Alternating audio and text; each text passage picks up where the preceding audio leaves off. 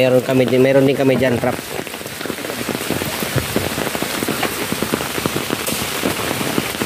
Wala, may nahuli natin mga boss. First time natin maglatag ng ganito, pero nagkataon din kasi na yung baha. Kung hindi baha, sigurado may mga huli tayong maganda dyan. Pag ganyan kasi kalabo ang tubig, medyo ang alimango hindi nalabasan sa lungga.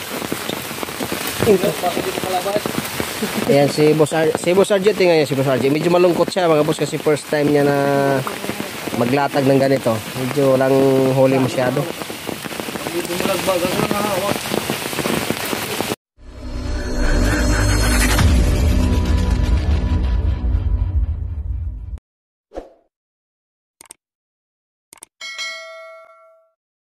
Yan, magandang hapon mga boss. Ito mayari na tayo sa ginawa namin yung trap ng alimango.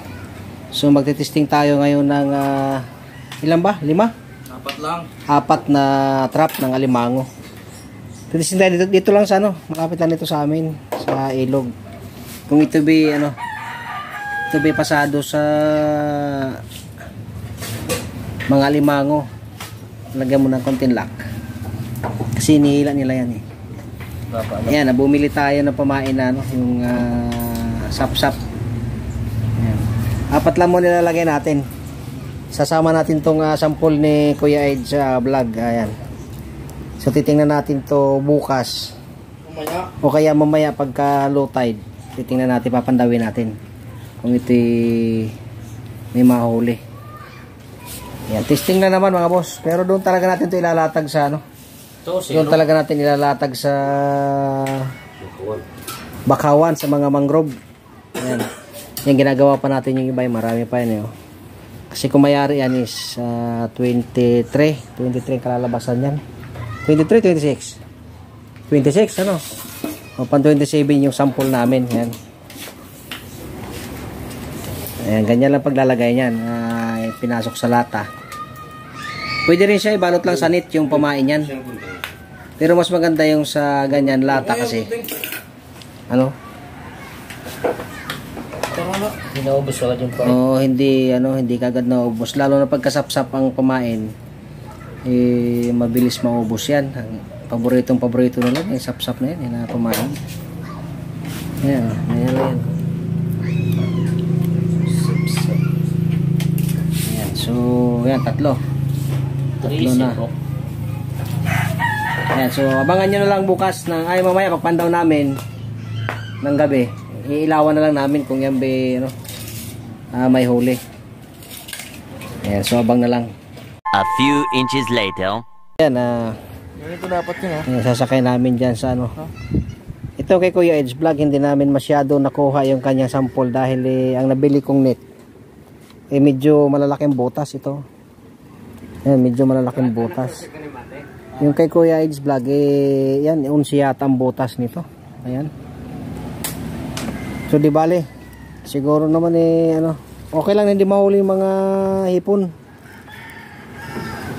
At least nakagawa na kami ng ganyan pang trap. Sa sunod bibili lang tayo ng net na ganyan. Testing lang naman to. Sakay tayo sa bangka para kasi high tide na. Tayo maglalatag sa 3 pirasong natin trap.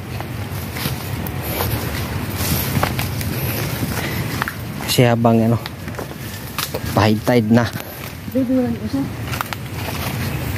Nilagay na ni Kilo yung pangalawang trap natin. Hindi na ako bumaba dyan. Saka na lang tayo maglalatag niyan sa mga mangrove na mismo. Try lang naman namin dito kung nakahuli. Dito pa yung isa. Tatlo na lagyan namin dito, yung isa doon sa bungad. Yan si Boss RG may dala. Yan. So, tapos na tayo naglatag ng 4 na trap. Testing na natin kung malay mo kahuli tayo. Balikan natin umaya mga hindi ka pala dito pag low tide. Mahilig talaga sa chicks tong si Bicolano. Tomorrow for sure. Good morning mga boss. Pandaw tayo ngayon sa ating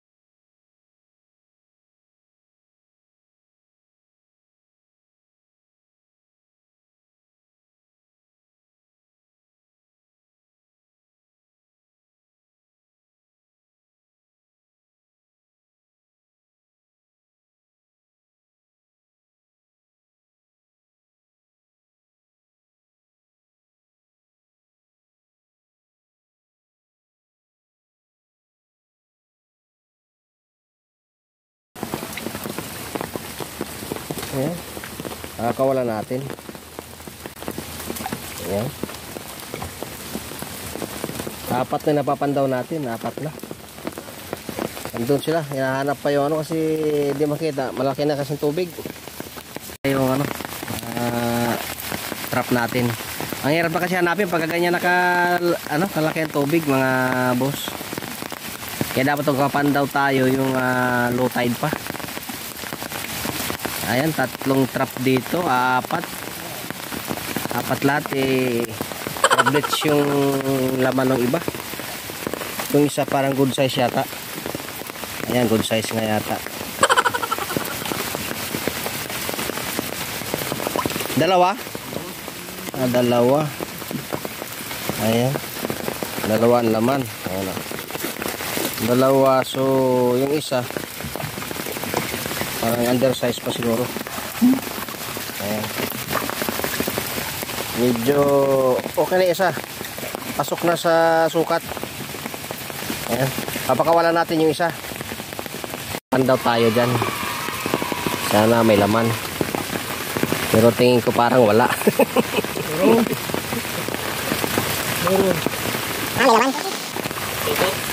May laman. May laman. Undersize. Undersize Undersize yan. Under yan. Sige, pakawalan mo yan. Pakawalan mo. Balikan natin yan kasi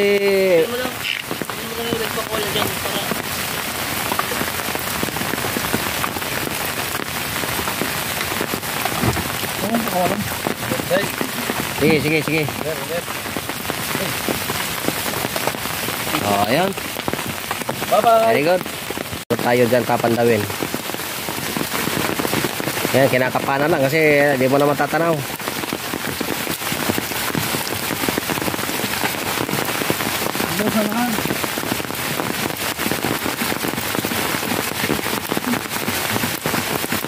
A few inches later.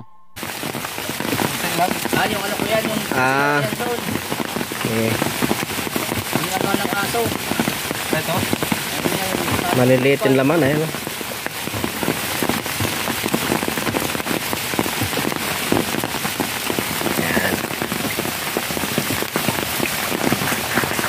Ayan.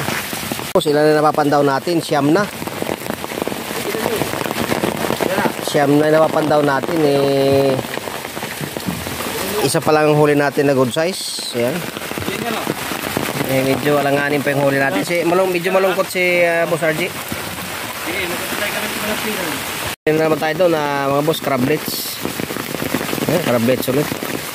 Ayan, kailangan natin din na palayain para lumaki pa. Mabalikan na lang ni Boss RG sa susunod na ayan.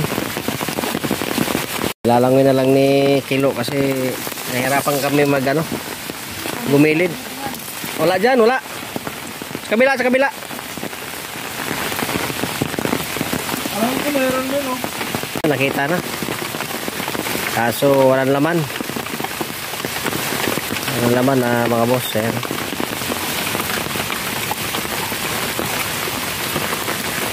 Ayan, isda ang huli, oh. Ano?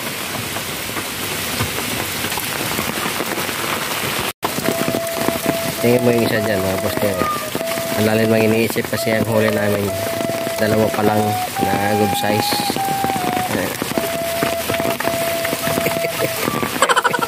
Yung isa. Ito pa isa nun, Hayaan mo lang muna yan. Hindi pa.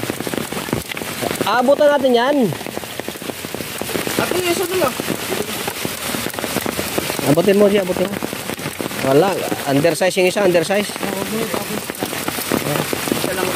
Undersize yung isa. Pakawala natin yung isa na yun. Ito, pakawala mo itong isang maliit, boss. Kasi para lumaki.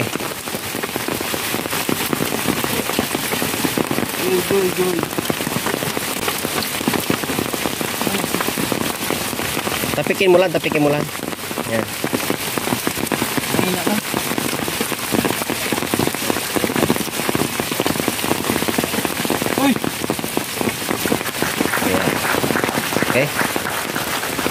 natin mga boss. So, tatlo lang ang huli natin. Halos puro crablets ang huli kasi natin. Hindi kasi maganda yung ano. Sobrang ano kasi yung tubig matabang kasi baha. Bumaha. Kaya mga alimango hindi masyado naglabasan sa mga lunggan. So yan, thank you so much sa suportan nyo mga boss. Pakita ko sa inyo yung ano ko doon, huli pagdating ko doon sa bahay. Hindi tayo makapag-video na maayos kasi grabe ulan.